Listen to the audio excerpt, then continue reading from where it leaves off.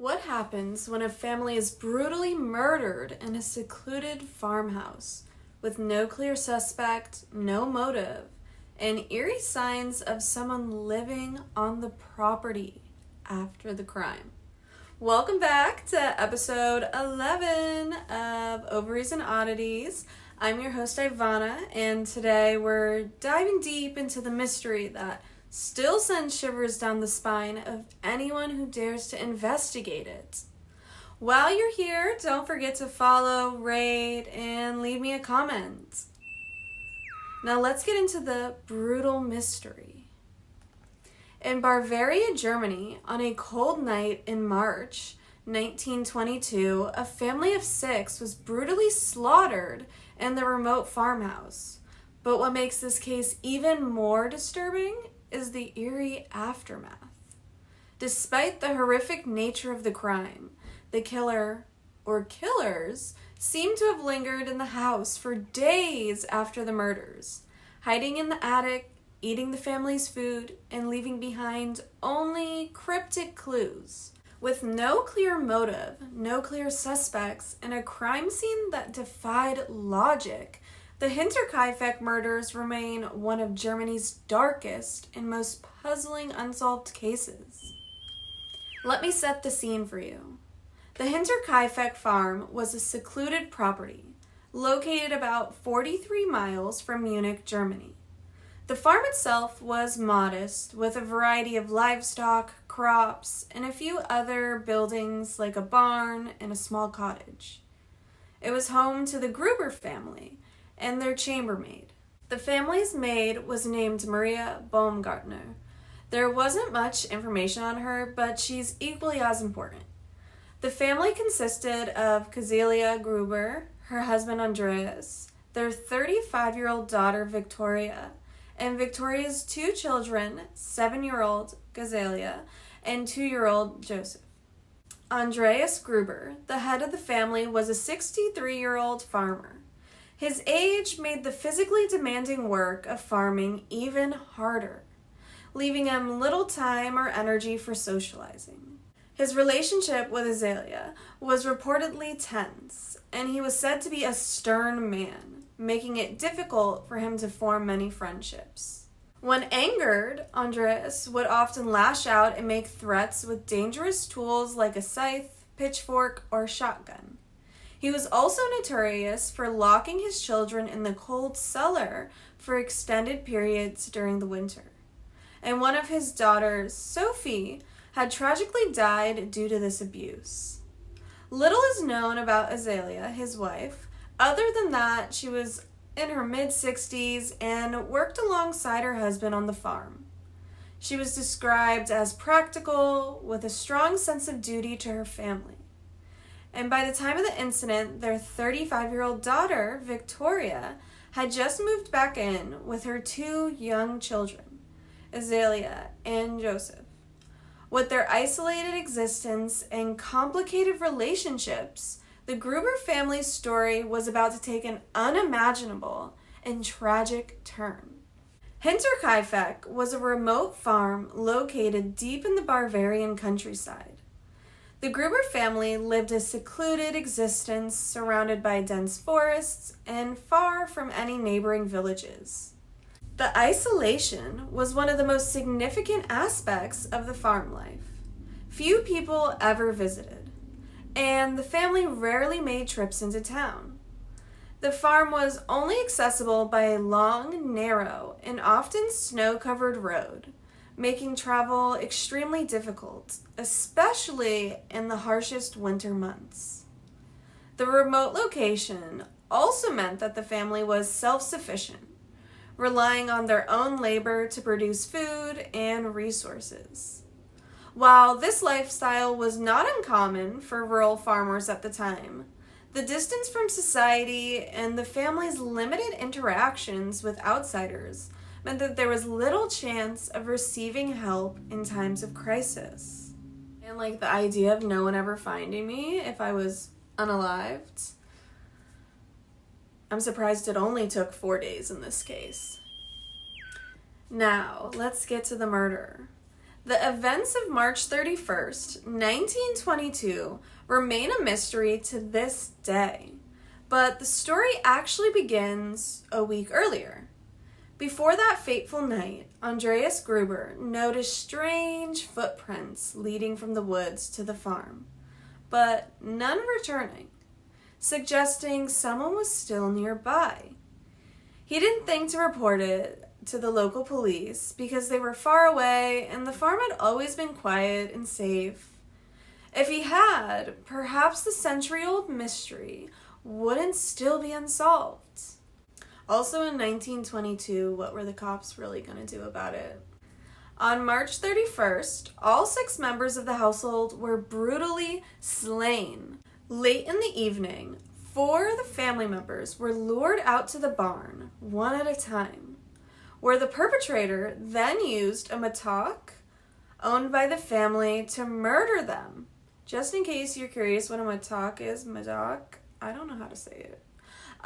It's a hand tool used for digging, prying, and chopping. It kind of looks like an axe, but it would hurt more, in my opinion.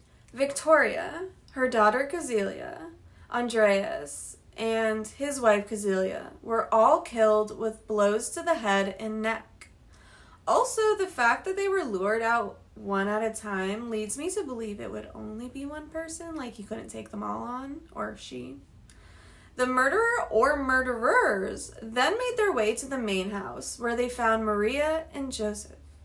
Joseph was slaughtered with the same weapon in his bassinet, and Maria was found in her bedchambers. The 2 victims showed signs that they were attacked while sleeping.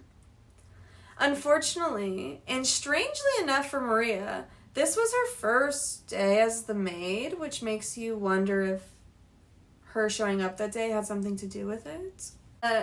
Also, I don't really think so. I feel like I removed her from being a suspect or involved just based off of all the information. But it does make you think.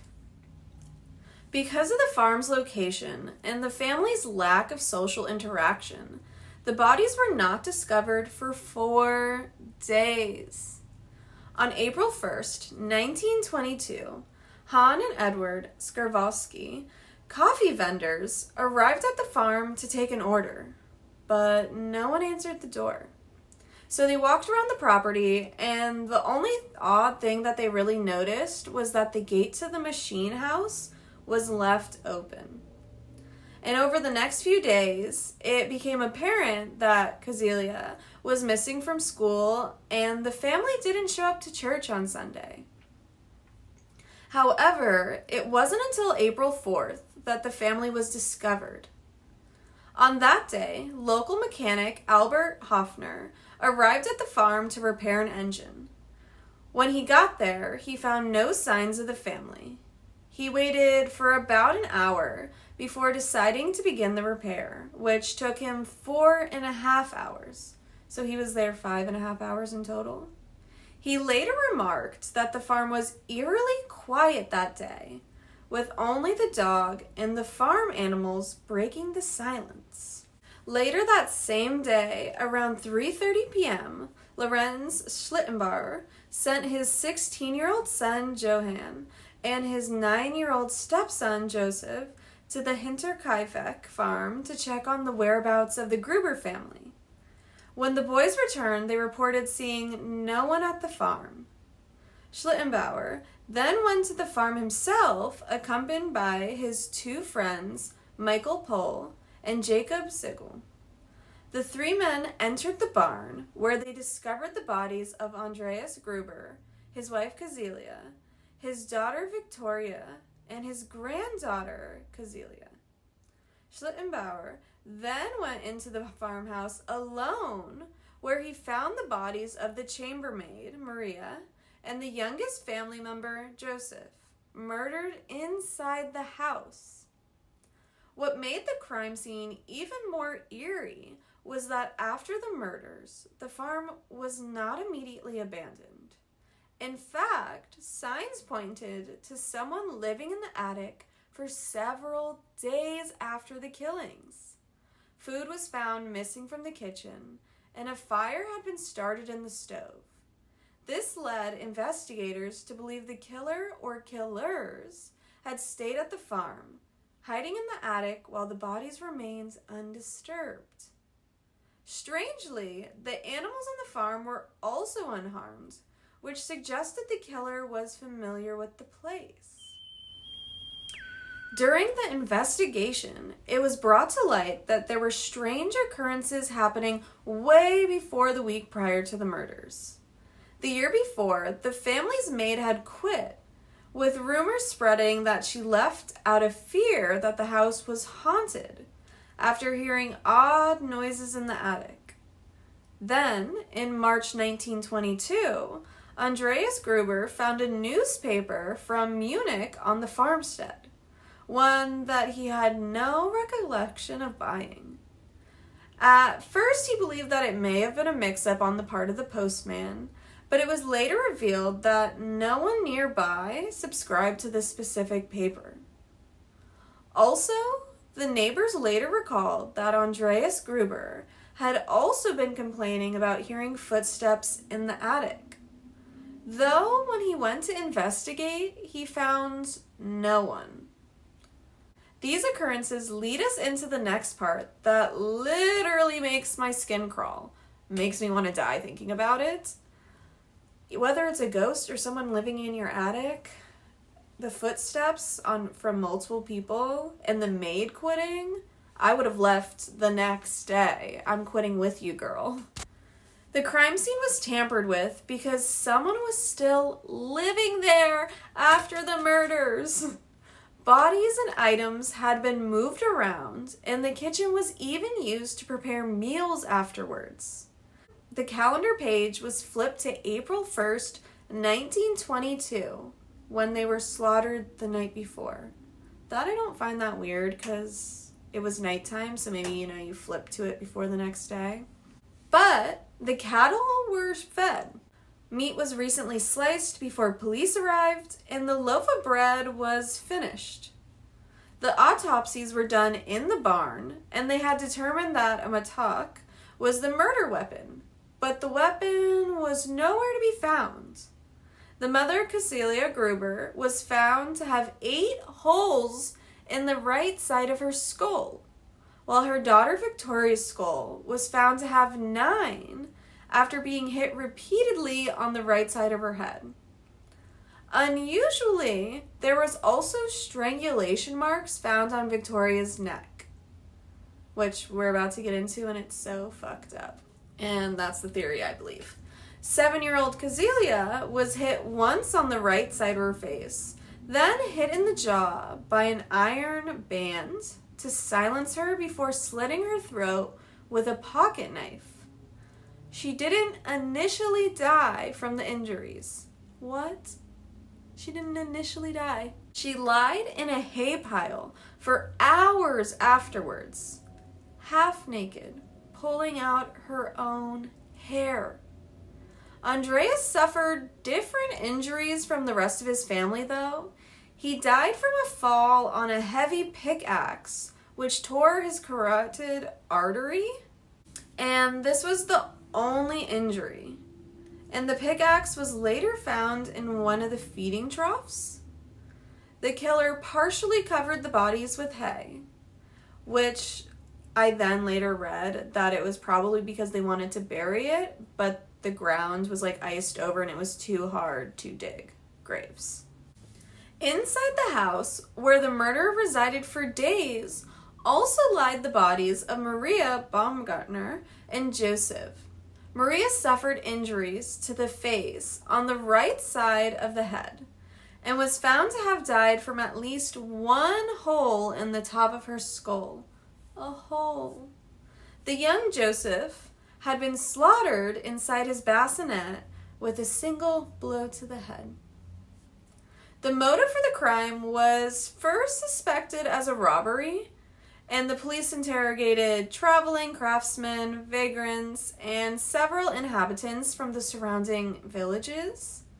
One person questioned was artisan Michael Plockel, who happened to pass by the Hinterkaifeck on the night after the crime, 3 days before the bodies were ever discovered. Bockel observed that the oven had been heated by someone and remembered the revolting smell that he described as similar to burning cloth. He also described how someone had approached him with a lantern that blinded him, so he hurried on his way. After finding a large sum of money in the house, though, they crossed out robbery, because why would they have left all that cash? Upon further investigation of the house, authorities discovered the murder weapon hidden in a cavity above the kitchen, beneath a false floor. The weapon, a mattock, had been custom made by Gruber himself, intended for use in slaughtering cattle. And in the hayloft, where the iron band had been found earlier, police uncovered signs that someone had been living there. Haystacks were left behind, and it had appeared that the roof tiles had been removed, likely to create a vantage point for watching anyone approaching. Ropes were tied to beams in the barn, which police theorized were used by the killer to quickly lower themselves to the ground and escape if anyone entered the barn or house. Further evidence of someone inhabiting the barn included human feces found in the hayloft, along with remnants of smoked meat near the lookout.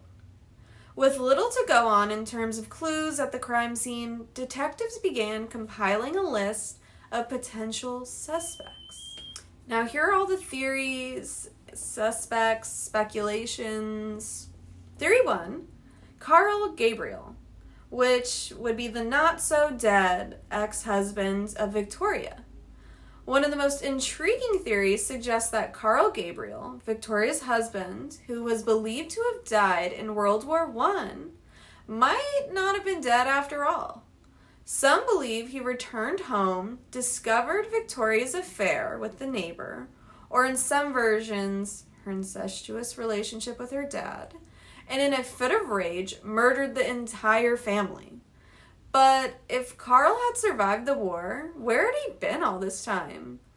At the time of the murders, there was no actual evidence to suggest that Carl Gabriel had survived World War I. However, after World War II ended, some German prisoners from the Schrobenhausen region, who had been released early from Soviet captivity, claimed they had been sent home by a German-speaking Soviet officer.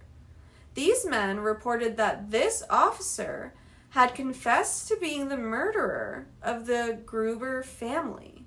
But the credibility of their statements was called into question when some of them later changed their story. Despite this, there was a prevailing theory that the officer could have been Carl Gabriel, as several people who had claimed to have seen Gabriel after his supposed death said he had expressed a desire to move to Russia. Theory 2, Lorenz Schlittenbauer, the suspicious neighbor.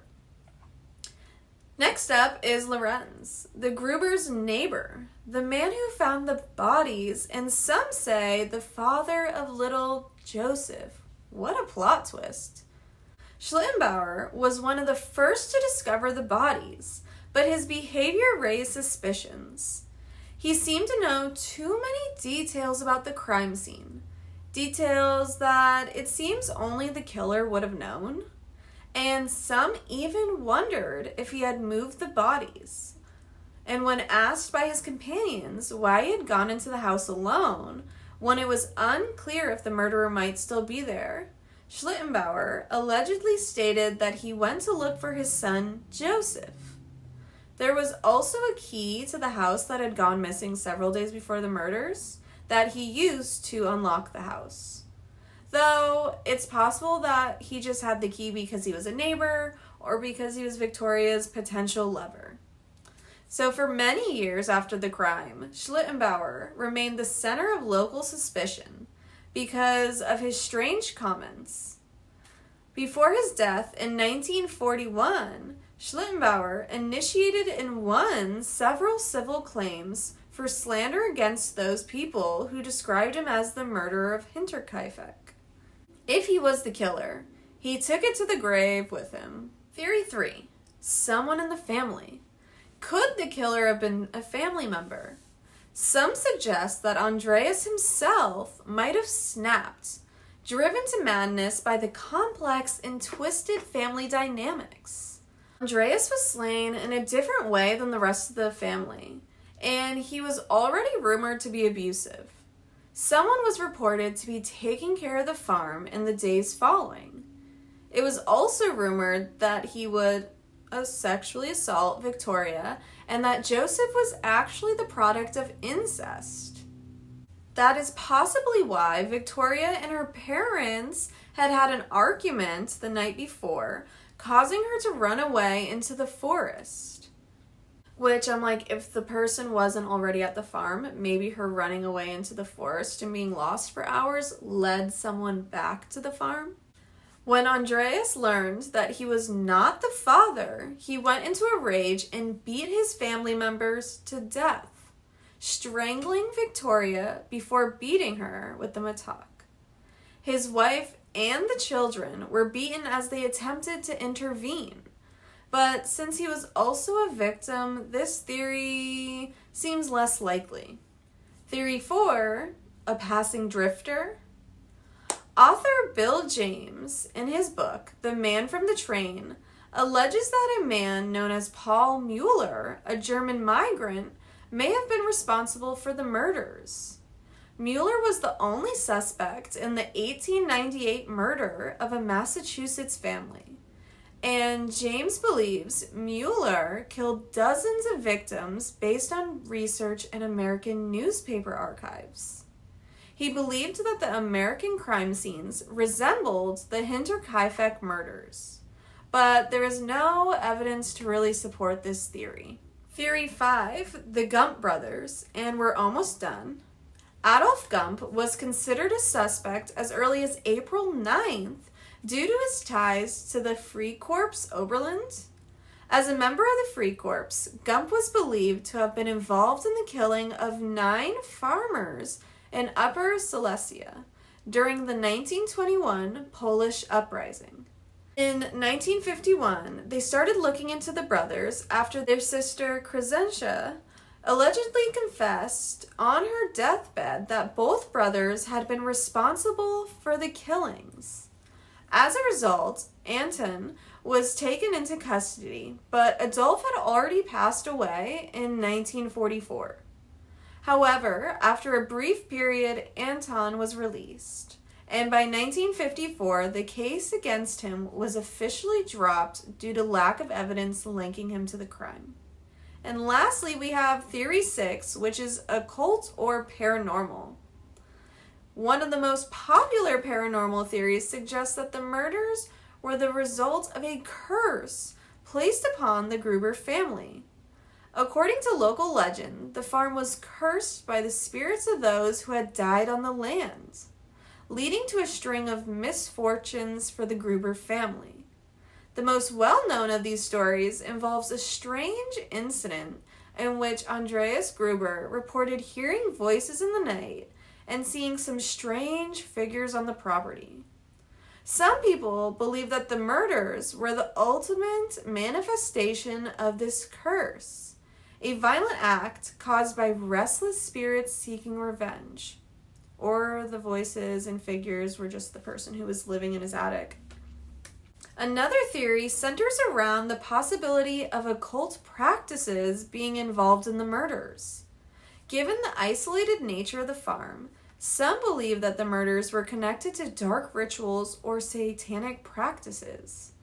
The strange behavior of the killer, such as hiding in the attic and watching the family without being noticed, has been linked to theories of ritualistic sacrifice, with the idea that the family was targeted for some kind of occult offering. Additionally, some believe that the use of the mattock, a tool commonly associated with farming, also resembling a sacrificial weapon in some occult traditions, could be symbolic of the ritualistic nature of the killings. And lastly, witchcraft and folklore also play a role in some of the paranormal theories. According to local myths, the area surrounding Hinterkaifeck was believed to be home to witches, and some theorists suggest that the Gruber family might have been targeted by witches, either as a form of punishment or as part of a larger magical ritual. Some point to the strange footprints and the fact that the killer may have lived in the attic as evidence of witchcraft or other worldly influences. Ultimately, any leads investigators have had over the years led only to dead ends. The case was officially closed in 1955, but interrogations continued up through 1986 until Chief Investigator Conrad Mueller retired. While advancements in forensic technology may have offered new hope of solving the mystery, the lack of conclusive evidence leaves the case unresolved. The Hinterkaifeck murders serve as a haunting reminder of how some mysteries, no matter how chilling, may never truly be solved, leaving a dark legacy that lingers in the annals of criminal history. The Hinterkaifeck murders have captivated true crime enthusiasts, researchers, and media for decades due to the eerie nature of the crime and the enduring mystery surrounding it. The isolating setting of the farm, the brutal nature of the killings, and the strange details such as signs of someone living in the attic after the murders, this still gets me, this is my biggest fear now, have made it a case ripe for intrigue. The sheer number of unanswered questions combined with the absence of a clear motive or suspect, has fueled endless speculations and theory. The case is a cornerstone in the world of unsolved mysteries and has remained a subject of fascination for anyone interested in the macabre and unsolved criminal cases. Over the years, the Hinterkaifeck murders have been the focus of numerous documentaries, books, and media representation. Several films, books, and articles have chronicled the grisly events, each adding new layers to the mystery.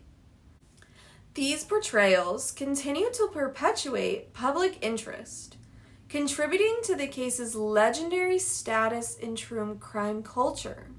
Despite decades of investigation, the Hinterkaifeck murders remain officially unsolved. Various theories have emerged over the years, ranging from the possibility of a family member committing the crime to the involvement of an unknown outsider. In recent years, there have been attempts to apply modern forensic techniques to the case, including DNA testing. However, the lack of viable DNA samples from the crime scene has hindered the progress of these investigations. Many individuals have been questioned or speculated about in relation to the case. No conclusive evidence has emerged to definitively solve the mystery.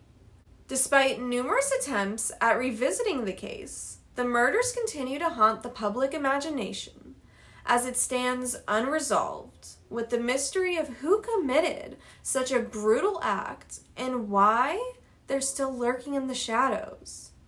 The Hinterkaifeck murders serve as a haunting reminder of the dark, unresolved mysteries that continue to linger, and the case remains one of the most chilling and compelling in criminal history. Do you think the murders were committed by someone inside the family? Or was there an unknown intruder hiding on the property? Let us know what you think on our socials at Ovaries and Oddities on YouTube, TikTok, Spotify, Facebook. And thank you again for spending some of your time listening to Ovaries and Oddities. And don't forget to like, rate, and comment.